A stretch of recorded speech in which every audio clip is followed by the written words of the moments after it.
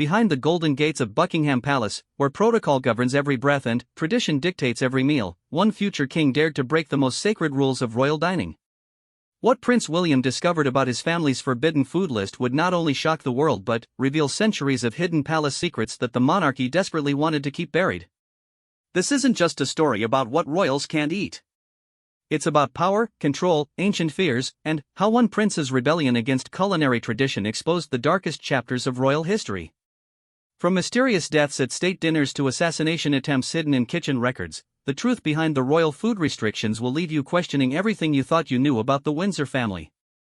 The shocking explanation behind these forbidden foods reaches back through generations of royal bloodshed, political intrigue, and family secrets that have shaped the very foundation of the British crown. What you're about to discover has never been told in full, and, for good reason, it threatens to unravel the carefully constructed image of the world's most famous royal family. Prepare yourself for a journey into the hidden world of royal kitchens, where every ingredient tells a story, every dish carries a warning, and every meal could be the difference between life and death for those who wear the crown. The autumn rain pelted against the tall windows of Kensington Palace as Prince William stood in his private study, holding a document that would change his understanding of his family forever. The leather-bound folder, marked with the royal seal and stamped classified eyes only, contained what palace insiders called the list, a comprehensive catalogue of foods that no member of the royal family was permitted to consume, along with explanations that read more like scenes from a thriller novel than dietary guidelines. William had stumbled upon this document quite by accident. Earlier that morning, he had been searching through his late grandmother's private papers, sorting through Queen Elizabeth's personal effects that had been transferred to his care. Hidden between thank-you letters from Commonwealth leaders and private correspondence with world dignitaries, he found this peculiar file that bore his great-great-grandmother Queen Victoria's signature alongside dozens of subsequent royal endorsements spanning more than a century. The first entry on the list made his blood run cold: shellfish, strictly forbidden. But it wasn't the restriction itself that shocked him, it was the detailed explanation that followed. According to the document, in 1837, 3 members of the royal household had died within hours of each other after consuming oysters at a state banquet. The official cause of death was listed as food poisoning, but the palace investigation revealed something far more sinister. The oysters had been deliberately contaminated with a rare toxin that was virtually undetectable at the time. The perpetrator was never caught, but palace intelligence suspected it was part of a larger assassination plot orchestrated by political enemies of the crown. The incident was covered up to prevent public panic and to protect the reputation of the monarchy. From that day forward, no royal would ever again consume shellfish at any public or private function. William continued reading, his hands trembling slightly as he absorbed each shocking revelation. The second item on the list was equally disturbing: wild game from unverified sources, prohibited. The explanation detailed a harrowing incident from 1923 when Prince Albert, Duke of York, later King George VI, had nearly died after eating venison that had been laced with a slow-acting poison during a hunting expedition in Scotland. The would-be assassin had been a disgruntled former palace employee who had gained access to the hunting party through connections with local suppliers. He had injected the venison with a substance that would have caused organ failure within days, making the death appear natural. Only the quick thinking of a palace physician, who noticed unusual symptoms and administered experimental treatment, saved the future king's life. The incident was completely hushed up, with the official story being that the prince had suffered from a bout of influenza. As William delved deeper into the document, he discovered that almost every restriction on the royal food list came with a similarly dark story. Eggs from unknown sources were banned after a 1952 incident where someone had managed to inject salmonella directly into eggs destined for Princess Margaret's breakfast. The princess had become violently ill, and, while she recovered, the palace realized how vulnerable they were to food-based attacks. Fresh fruit from public markets was strictly prohibited following a 1978 attempt on Prince Charles's life. An anarchist group had somehow managed to inject cyanide into apples that were being sold at a market the prince was scheduled to visit. Only a last-minute change in plans had prevented a tragedy. The contaminated fruit was discovered by security personnel doing advance sweeps, but the incident revealed how easily their food supply could be compromised. The more William read, the more he understood why his family had always been so particular about their meals. What he had always assumed were simple preferences or traditional protocols were actually life-saving security measures developed over decades of real threats and actual attempts on royal lives. But perhaps the most shocking entry concerned something much more recent. According to the document, which had been updated as recently as 2019, there had been an attempt to poison the royal family's tea supply during a state dinner with foreign dignitaries. The plot had been discovered only because a new security protocol required all beverages to be tested by advanced chemical analysis equipment that had been installed after previous incidents. The perpetrator in this case had been someone with inside access to the palace kitchens, a detail that sent chills down William's spine. It meant that even within the supposedly secure walls of the royal residences, there were people who posed a threat to his family's safety. The investigation had been thorough but discreet, with the guilty party quietly removed and the incident never made public. William realized that his entire life had been shaped by these hidden threats. The seemingly arbitrary rules about what he could and couldn't eat, the insistence on using only trusted suppliers, the elaborate security protocols around meal preparation, it all suddenly made perfect sense. His family wasn't just maintaining tradition, they were literally fighting for survival every single day. The document also revealed the extraordinary measures that were taken to ensure the safety of royal meals. Every ingredient was sourced from verified suppliers who underwent extensive background checks. All food was prepared in secure kitchens by staff who had been with the royal household for years and had undergone rigorous security clearance processes. Even then, everything was tested multiple times before reaching the royal table. William learned that there was an entire department within the palace security apparatus dedicated solely to food safety. These specialists worked around the clock to monitor threats, test ingredients, and ensure that every meal consumed by the royal family was completely safe. They maintained detailed records of every supplier, every staff member, and every ingredient that entered the royal kitchens. The financial cost of these security measures was staggering. The document included budget allocations that showed millions of pounds were spent annually just on food security for the royal family. This included not only the testing equipment and security personnel but also the premium costs associated with sourcing ingredients from the most trusted and secure suppliers available.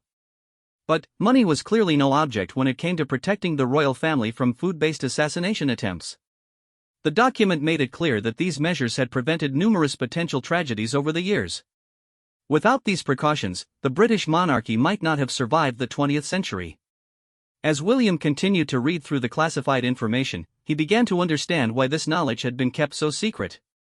If the public knew about the constant threats to the royal family's lives, it would create widespread panic and potentially inspire copycat attempts. The careful balance of maintaining public access to the royals while protecting them from harm depended on keeping these security measures hidden.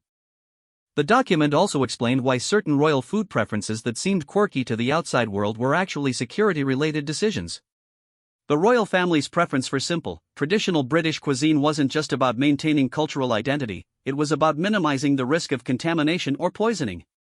Complex dishes with exotic ingredients were much harder to secure and test than straightforward meals prepared with familiar components. William found himself looking back on countless meals from his childhood with new eyes. Every breakfast, lunch, and dinner had been carefully orchestrated to protect his life and the lives of his family members. The staff who had served his food, the suppliers who had provided the ingredients, even the plates and utensils used, everything had been part of an elaborate security operation designed to keep him safe from threats he had never even known existed. The weight of this knowledge was overwhelming. William realized that his entire understanding of his role as a future king needed to be reconsidered in light of these revelations. He wasn't just inheriting a throne and ceremonial duties, he was inheriting a life under constant threat, where even the most basic human necessity of eating required elaborate security measures and constant vigilance. The next morning, William found himself unable to concentrate on his official duties. The revelations from the classified document consumed his thoughts as he sat through a routine meeting with his private secretary about upcoming charitable engagements. Every time refreshments were served during the meeting, he found himself studying the tea service with new suspicion, wondering about the elaborate testing procedures that had ensured its safety. Determined to learn more, William decided to speak directly with the person who would know the most about these security measures, Mrs. Sarah Thornton, the head of the royal household's food security division. Few people even knew such a position existed, but, according to the document, she had been overseeing royal food safety for nearly 2 decades. Mrs. Thornton was a stern woman in her early 60s with graying hair pulled back in a practical bun and sharp blue eyes that seemed to miss nothing. When William's private secretary arranged the meeting, she initially resisted, explaining that such discussions were typically reserved for the monarch and direct heirs only when they reached a certain age and security clearance level. However, given William's position as second in line to the throne and his discovery of the classified document, she agreed to meet with him in a secure conference room deep within Buckingham Palace. The room itself was unlike any other space William had seen in the palace. Located 2 floors below ground level, it had no windows and was accessible only through multiple security checkpoints. The walls were lined with monitoring equipment, and Mrs. Thornton explained that the room was completely soundproof and electronically shielded to prevent any possibility of surveillance or eavesdropping. Mrs. Thornton began by acknowledging that William had stumbled upon information that was among the most closely guarded secrets of the monarchy. She explained that only a handful of people in the world knew the full extent of the threats that had been made against the royal family through their food supply over the years. Even most palace staff were unaware of the true reasons behind many of the dietary restrictions and security protocols. The conversation that followed was unlike anything William had ever experienced. Mrs. Thornton spoke with the matter-of-fact tone of someone discussing routine business matters, but the content of her words painted a picture of constant danger that had surrounded his family for generations. She explained that food-based assassination attempts were actually one of the most common forms of threats against world leaders because they offered attackers intimate access and were difficult to detect. According to Mrs. Thornton, the royal family received an average of 12 credible threats per year that specifically involved plans to contaminate their food supply.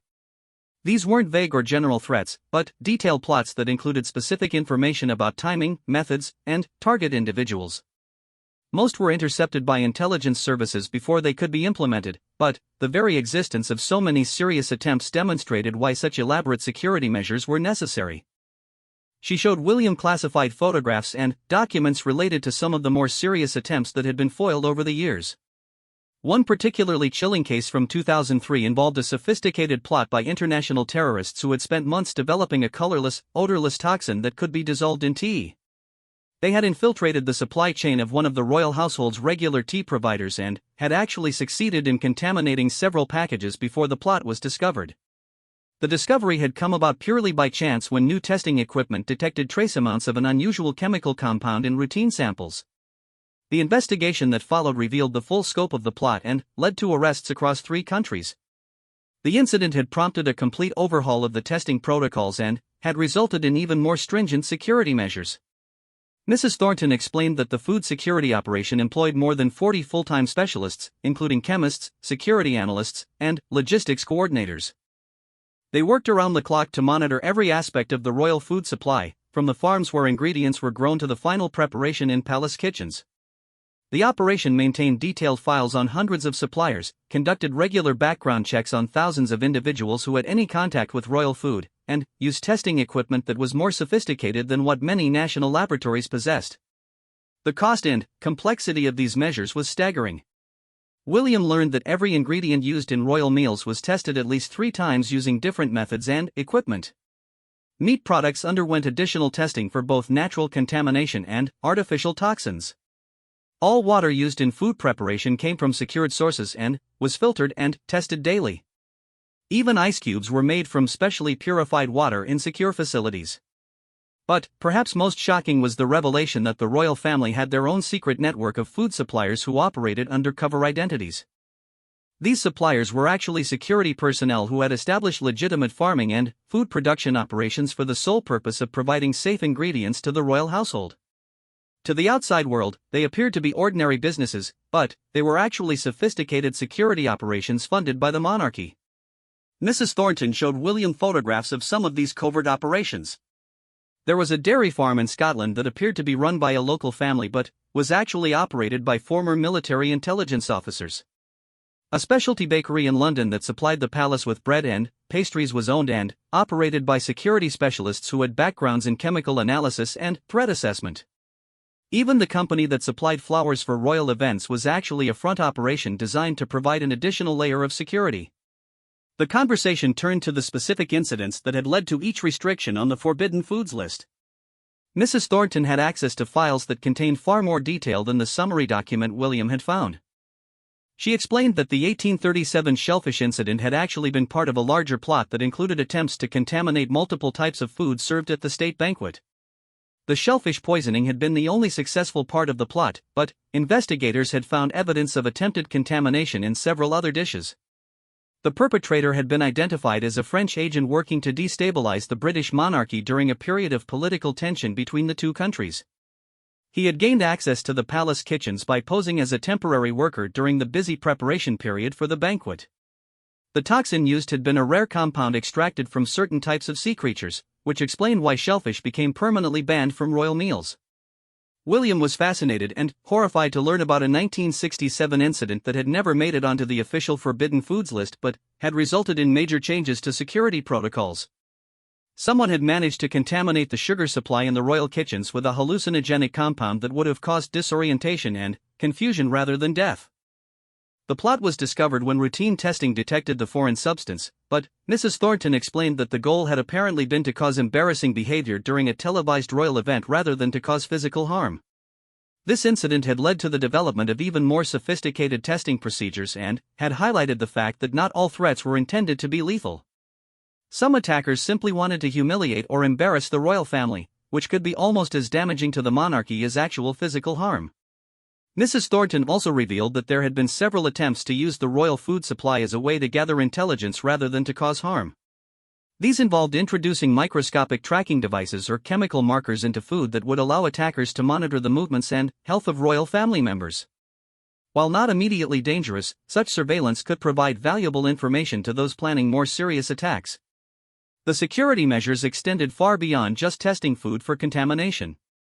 Every person involved in food preparation underwent regular psychological evaluations to ensure they weren't being coerced or manipulated by outside forces. Kitchen staff were rotated regularly to prevent anyone from developing too detailed knowledge of security procedures. Even the timing of meals was carefully planned to avoid predictable patterns that could be exploited by attackers. William learned that his family's travel security included elaborate procedures for ensuring food safety while away from the secured palace kitchens. When the royals traveled, advance teams would identify and secure local food suppliers weeks in advance. Portable testing equipment would be shipped to the destination, and temporary secure kitchens would be established. In some cases, ingredients were actually transported from England to ensure complete security. The conversation with Mrs. Thornton lasted for more than 3 hours and left William feeling as though he was seeing his entire life through a completely different lens. Every meal he had ever eaten, every public event he had attended, every seemingly casual decision about food had actually been the result of careful planning and security analysis by dedicated professionals who had made it their life's work to keep him and his family safe. Following his enlightening conversation with Mrs. Thornton, William decided he needed to see the food security operation in action. She arranged for him to visit the primary testing facility, located in a nondescript building several miles from central London. To anyone passing by, it appeared to be an ordinary commercial laboratory, but William quickly discovered it was actually one of the most advanced food analysis centers in the world. Dr. Marcus Webb, the chief chemist who ran the facility, greeted William at the entrance. A tall, thin man with wire-rimmed glasses and an intense demeanor, Dr. Webb had spent 15 years developing and refining the testing procedures that kept the royal family safe. He had previously worked for the military, developing methods to detect chemical weapons, before being recruited to apply his expertise to protecting the monarchy. The facility tour began in what Dr. Webb called the intake room, where every ingredient destined for royal meals first arrived. William was amazed to see the elaborate logging and tracking system that recorded every item, from individual vegetables to bulk ingredients like flour and sugar. Each item received a unique identification number and was photographed from multiple angles before being divided into samples for testing. Dr. Webb explained that they maintained what he called chain of custody documentation that was more detailed than what most criminal laboratories used for evidence. Every person who handled each ingredient was recorded, every test performed was documented, and every result was verified by at least 2 different technicians. The goal was to ensure that if any contamination was ever discovered, they could trace it back to its exact source within minutes. The testing procedures themselves were extraordinary in their thoroughness and sophistication. William watched as technicians used mass spectrometry equipment to analyze molecular structures of ingredients, looking for any compounds that shouldn't be present. X-ray fluorescence machines detected heavy metals that could indicate poisoning attempts. Gas chromatography systems identified volatile compounds that might represent chemical contamination. But the most impressive aspect of the operation was the biological testing division. Dr. Webb showed William laboratories where live cell cultures were used to test for toxins that might not be detected by chemical analysis alone. Small samples of every ingredient were introduced to these cell cultures, and technicians monitored them for signs of cellular damage or death that would indicate the presence of biological weapons or natural toxins. The facility also maintained what Dr. Webb called a threat database, a comprehensive catalog of every known poison, toxin, chemical weapon, and biological agent that could potentially be used to contaminate food. This database included detailed information about detection methods, symptoms, and treatment protocols for each substance. It was updated regularly based on intelligence from security services around the world. William was particularly intrigued by a section of the laboratory dedicated to what Dr. Webb termed emerging threats. This area focused on newly developed compounds and novel contamination methods that hadn't been seen before. The team worked closely with university researchers and international intelligence agencies to stay ahead of potential new forms of attack. Dr. Webb showed William examples of some of the more unusual contamination attempts that had been discovered over the years. In one case, attackers had developed a toxin that was designed to degrade naturally over time, making it nearly impossible to detect unless testing was performed within a very narrow time window. In another incident, contamination had been achieved using a substance that was completely harmless on its own but became dangerous when combined with a common food preservative. The conversation turned to the psychological profiles of people who attempted food-based attacks on the royal family. Dr. Webb explained that they worked with behavioral analysts to understand the motivations and methods of potential attackers. Most fell into several categories: political extremists seeking to make statements, mentally unstable individuals obsessed with the royal family, foreign agents working for hostile governments, and criminals seeking financial gain through extortion. Each type of attacker tended to favor different methods and substances, which helped the security team predict and prepare for various scenarios. Political extremists often chose dramatic poisons that would make their intentions clear, while foreign agents preferred substances that would cause death or illness that appeared natural.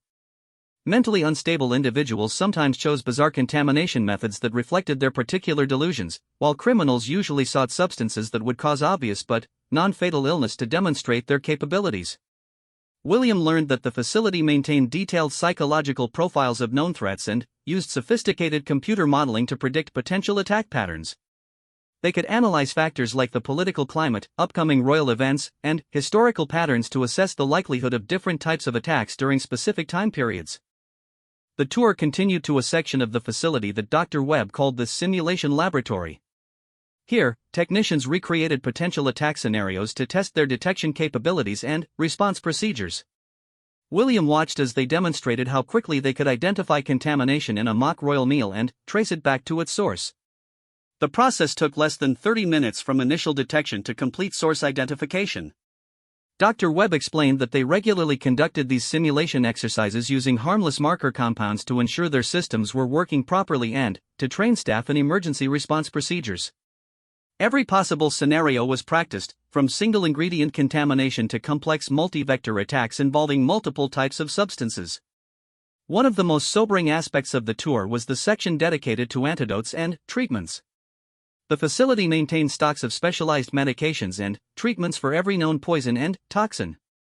Medical equipment was kept on standby to provide immediate treatment if contamination was ever discovered after consumption. Dr. Webb showed William detailed emergency response plans that could have medical teams at any royal residence within minutes of a contamination alert. The facility also worked closely with hospitals and medical centers around the world to ensure that appropriate treatment would be available wherever the royal family traveled. Specialized medical kits containing antidotes and emergency medications were pre-positioned at every location the royals visited, and local medical personnel were briefed on potential threats and treatment protocols. William was struck by the international scope of the operation. The facility maintained relationships with food security agencies in dozens of countries and shared intelligence about threats and contamination methods. They participated in joint exercises with allied security services and contributed to the development of international protocols for protecting world leaders from food-based attacks. Dr. Webb showed William communication systems that allowed instant coordination with security agencies around the world. If a threat was identified in one country, information could be shared globally within minutes to protect other potential targets. The Royal Food Security Operation was part of a larger international network dedicated to protecting world leaders from this specific type of attack. The conversation turned to some of the more advanced threats that the facility was preparing for. Dr. Webb explained that they were increasingly concerned about the potential for attacks using genetically modified organisms or synthetic biology techniques. These emerging technologies could potentially create entirely new forms of biological weapons that current detection methods might not identify. To address these emerging threats, the facility was investing in cutting-edge detection technologies and working with leading researchers to develop new testing methods. They were also collaborating with intelligence agencies to monitor developments in synthetic biology and genetic engineering that could pose threats to food security. William was amazed to learn about the facility's role in developing new security technologies that were being adopted by other organizations around the world. The techniques and equipment developed to protect the royal family were often shared with other security agencies and had applications beyond royal protection. The facility had contributed to advances in food safety, environmental monitoring, and security screening that benefited society as a whole. As the tour concluded, Dr. Webb emphasized that despite all these elaborate security measures, the threat environment was constantly evolving. New technologies, changing political situations, and emerging scientific developments created ongoing challenges that required continuous adaptation and improvement of security procedures. The visit to the testing facility gave William a deep appreciation for the dedication and expertise of the people who worked tirelessly to ensure his family's safety. These scientists and technicians were literally on the front lines of protecting the monarchy, using their skills and knowledge to counter threats that most people couldn't even imagine. But it also raised troubling questions about the nature of his role as a future king. William began to wonder whether the extraordinary security measures that surrounded his family's daily life were sustainable in the long term, and whether the constant threat environment might eventually require changes to how the monarchy operated in the modern world. After spending days absorbing the shocking realities of royal food security, William felt compelled to discuss these revelations with someone who could provide historical context and perspective. He arranged to meet with Sir Henry Ashworth, the former private secretary to Queen Elizabeth II, who had served the monarchy for over 40 years before retiring in 2018. Sir Henry was one of the few people who knew the complete history of threats against the royal family and had been instrumental in developing many of the current security protocols. The meeting took place at Sir Henry's private residence in the countryside, a modest manor house that belied his decades of service at the highest levels of the royal household. At 82 years old, Sir Henry remained sharp and articulate, with a memory for detail that was remarkable even by the standards of someone who had spent his career managing complex royal affairs. Sir Henry began by acknowledging that William's discovery of the classified document represented a significant moment in his preparation for future kingship. He explained that previous heirs to the throne had typically been briefed on these matters gradually, over several years, as they took on more responsibilities. The sudden exposure to so much classified information at once was unprecedented, but Sir Henry felt it was actually beneficial for William to understand the full scope of the challenges he would eventually inherit. The conversation quickly turned to the historical development of royal food security measures. Sir Henry explained that systematic security protocols hadn't existed before the 20th century, which meant that earlier monarchs had been far more vulnerable to food-based attacks than most historians realized. Many mysterious royal deaths that had been attributed to natural causes were now suspected to have been the result of poisoning, but the primitive medical knowledge of earlier eras made definitive conclusions impossible. Sir Henry shared details about several historical incidents that had shaped the modern approach to royal food security. The death of King John in 1216, officially attributed to dysentery, was now believed by some historians to have been the result of poisoning by political enemies. Similarly, the sudden illness and death of Prince Albert in 1861 had characteristics that were consistent with slow-acting poison, though it was officially blamed on typhoid fever. These historical suspicions had motivated Queen Victoria to begin implementing some of the first systematic food security measures in the late 19th century. She had been deeply affected by her husband's death and was determined to protect her surviving family members from similar fates. The restrictions on shellfish and wild game that William had read about were actually among the earliest formal food security protocols established by the monarchy. Sir Henry explained that the development of modern food security measures had accelerated dramatically during the World Wars, when threats to the royal family reached unprecedented levels. German intelligence services had made multiple attempts to assassinate British royals through contaminated food, and some of these plots had come dangerously close to success. The wartime experience had demonstrated that elaborate security measures weren't paranoid overreactions but essential survival tools. One particular incident during World War II had never been made public but had profoundly influenced subsequent security policies. In 1943, German agents had successfully infiltrated the supply chain for a state dinner honoring Allied military leaders. They had contaminated several dishes with a delayed action poison that would have killed guests several hours after the dinner ended, making the deaths appear unrelated to the event.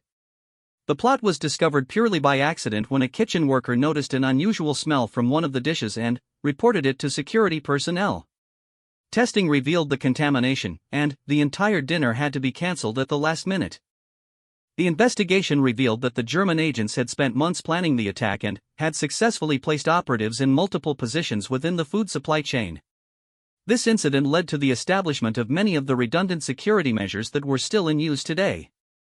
The requirement for multiple independent testing of all ingredients, the use of secured supply chains, and the employment of undercover security personnel in food-related positions all dated back to lessons learned from this near catastrophe. Sir Henry also revealed that the royal family had been targeted by food-based attacks during the Troubles in Northern Ireland, though these incidents had been kept completely secret to avoid escalating tensions. Republican groups had made several attempts to contaminate food supplies during royal visits to Northern Ireland, and loyalist groups had also been suspected of planning similar attacks as false flag operations. The security responses to these threats had required delicate balancing between protecting the royal family and avoiding actions that could be seen as provocative or inflammatory. Special procedures had been developed for royal visits to sensitive locations, including the use of completely independent food supplies that were transported from secure locations rather than sourced locally. The conversation turned to the personal toll that these security measures had taken on royal family members over the years. Sir Henry explained that the constant awareness of potential threats had created significant stress for some family members, particularly those who were naturally anxious or who had vivid imaginations about potential dangers. Queen Elizabeth herself had generally adapted well to the security restrictions, viewing them as necessary aspects of her role as monarch. However, other family members had struggled with the limitations on their freedom and the constant reminder that their lives were under threat. Some had rebelled against the restrictions, creating additional security challenges and requiring constant negotiation between personal preferences and safety requirements. Sir Henry shared insights about how different family members had coped with the knowledge of constant threats. Prince Philip had approached the situation with characteristic pragmatism, viewing the security measures as problems to be solved rather than restrictions to be endured. Prince Charles had been more philosophical about the situation, seeing it as part of the burden of royal responsibility that had been carried by his ancestors for generations. The younger generation of royals had presented unique challenges for the security teams. Prince William and Prince Harry had both gone through periods of rebellion against the food restrictions during their teenage years, requiring creative approaches to ensure their safety while allowing them some sense of normal adolescent independence. Sir Henry recalled several incidents where the young princes had attempted to circumvent security protocols by eating food that hadn't been properly tested or secured. These episodes had required immediate medical monitoring and had led to updates in security procedures to address the specific risks posed by rebellious teenagers who didn't fully understand the reasons for the restrictions. The discussion also covered the economic implications of maintaining such elaborate security measures. Sir Henry revealed that the cost of royal food security represented a significant portion of the overall royal household budget, though exact figures were closely guarded secrets. The expense included not only the direct costs of testing and security personnel but also the premium prices paid to secure suppliers and the costs of maintaining backup systems and emergency response capabilities. These costs had occasionally created tension with government officials who were responsible for approving royal household budgets. Some politicians had questioned whether such elaborate security measures were truly necessary, particularly during periods when there were no known active threats. However, Sir Henry emphasized that the security measures were designed to prevent threats from developing rather than simply responding to known dangers. The international implications of royal food security were also significant.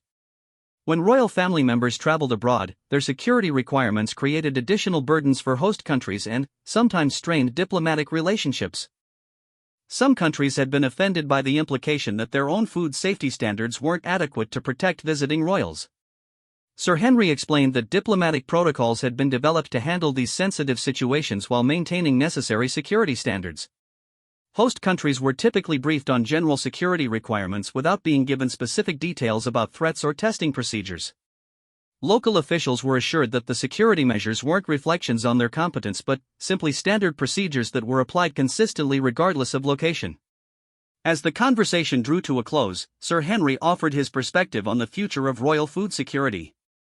He believed that emerging technologies would continue to create new threats that would require ongoing adaptation of security measures.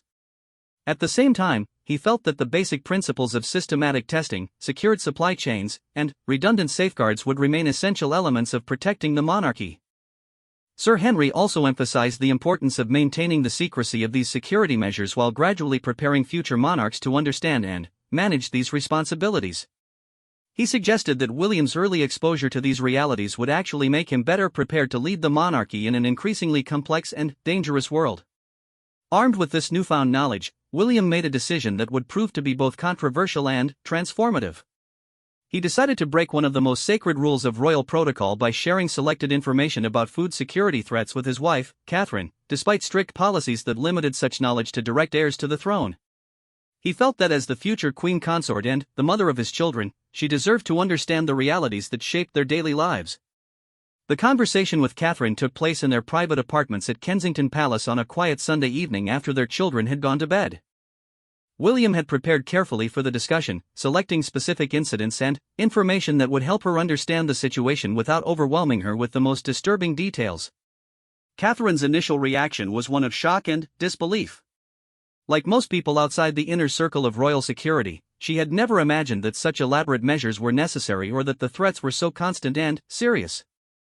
Her first instinct was to worry about their children's safety, and William found himself having to reassure her that George, Charlotte, and Louis were protected by the same comprehensive security measures that had kept the royal family safe for generations. As Catherine processed the information, she began to understand many things about their daily life that had previously seemed like arbitrary traditions or preferences. The careful selection of restaurants when they dined out, the insistence on using specific caterers for private events, even the way their children's school meals were handled, all of these seemingly minor details were actually components of an elaborate security operation. Catherine's background as a commoner who had married into the royal family gave her a unique perspective on these revelations. She could remember her life before marriage when she could eat whatever she wanted, wherever she wanted, without any thought of security implications. The contrast made the restrictions feel even more significant and helped her understand the enormous sacrifice of personal freedom that came with royal status. The discussion led to difficult questions about how to handle their children's education about these matters. William and Catherine both felt that George, as the future king, would eventually need to understand these realities, but they struggled with when and how to introduce such serious topics to young children. They wanted their children to have as normal a childhood as possible while still preparing them for the unique responsibilities they would inherit. Catherine also raised concerns about the psychological impact of living under constant threat. She worried that knowing about these dangers might change how she interacted with people, making her suspicious of staff members or paranoid about social situations. William shared similar concerns but emphasized that understanding the threats was ultimately less stressful than living with vague fears about unknown dangers. Together, they decided to take an active role in understanding and improving the security measures that protected their family. William arranged for Catherine to receive briefings from Mrs. Thornton and Dr. Webb so that she could fully understand the procedures that governed their lives. Catherine's questions and fresh perspective led to several improvements in security protocols, particularly around protecting children while still allowing them normal social interactions. One of Catherine's most significant contributions was identifying vulnerabilities in the security measures around school events and children's social activities. Her experience as a mother gave her insights into situations that the predominantly male security team had overlooked. She worked with security personnel to develop new protocols for playdates, school functions, and other childhood activities that balanced safety with normal social development. The couple also decided to investigate the historical records more thoroughly to better understand how previous generations of royals had handled these challenges. They requested access to additional classified documents and discovered that their concerns about balancing security with normal family life had been shared by royal couples throughout history. They learned that Queen Elizabeth and Prince Philip had faced similar struggles when raising their own children during the height of the Cold War, when threats from foreign intelligence services were at their peak. The solutions developed during that era had included creative approaches to allowing children normal experiences while maintaining security, such as carefully controlled playdates with pre-screened families and elaborate security arrangements for school activities. William and Catherine's investigation also revealed that some royal family members had suffered significant psychological effects from living under constant threat. Several members of previous generations had developed anxiety disorders or had become reclusive as a result of their awareness of the dangers they faced. This knowledge reinforced their determination to handle the situation carefully with their own children. As months passed, William found himself becoming increasingly involved in the food security operation. He attended regular briefings with the security team and provided input on procedures and policies. His military background and training in crisis management proved valuable in evaluating security protocols and identifying potential improvements. One of William's most significant contributions was recognizing the need for better coordination between food security and other aspects of royal protection. He initiated regular meetings between different security teams to ensure that food safety measures were properly integrated with physical security, travel security, and communication security. William also pushed for investment in new technologies that could improve both the effectiveness and efficiency of food security measures. Working with Dr. Webb's team, he helped evaluate new testing equipment and procedures that could provide faster results while maintaining the same high standards of safety. The couple's involvement in food security matters led to broader discussions about modernizing royal security for the 21st century. They recognized that while the fundamental threats remain similar to those faced by previous generations, the methods and technologies available to both attackers and defenders had evolved dramatically. Catherine's background in art history proved unexpectedly valuable in this modernization effort. Her analytical skills and attention to detail helped identify patterns and connections that others had missed. She developed new approaches to threat assessment that incorporated lessons from art authentication and historical analysis. Together, William and Catherine began to envision a future where the royal family could maintain necessary security while adapting to changing social expectations and technological realities. They wanted to preserve the monarchy for their children while ensuring that the institution could evolve to meet contemporary challenges. Their work on food security became a model for their approach to other aspects of royal responsibility. They combined respect for tradition with willingness to innovate, always keeping the safety and well-being of their family as the top priority while fulfilling their public duties. As William prepared for his eventual role as king, he realized that understanding and managing security threats would be one of his most important responsibilities. The knowledge he had gained about food security had given him insights into the broader challenges of modern monarchy and had prepared him to make difficult decisions about balancing public accessibility with personal safety. The shocking truth about forbidden royal foods had opened William's eyes to a hidden world of constant vigilance and elaborate protection measures. What had begun as an accidental discovery of a classified document had evolved into a comprehensive understanding of the price paid for wearing the crown. The revelation that every meal could potentially be a matter of life or death had fundamentally changed his perspective on his role and responsibilities as a future king. But, perhaps most importantly, the experience had strengthened his determination to ensure that the monarchy would continue to evolve and adapt while maintaining the security measures necessary to protect his family and preserve the institution for future generations.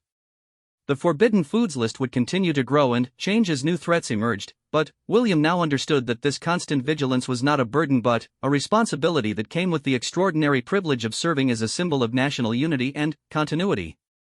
In the end, the true shock wasn't just about the specific foods that royals couldn't eat, but about the recognition that being royal meant living every day knowing that even the most basic human activities carried risks that most people couldn't imagine. The price of the crown was eternal vigilance, and William had finally begun to understand what that really meant.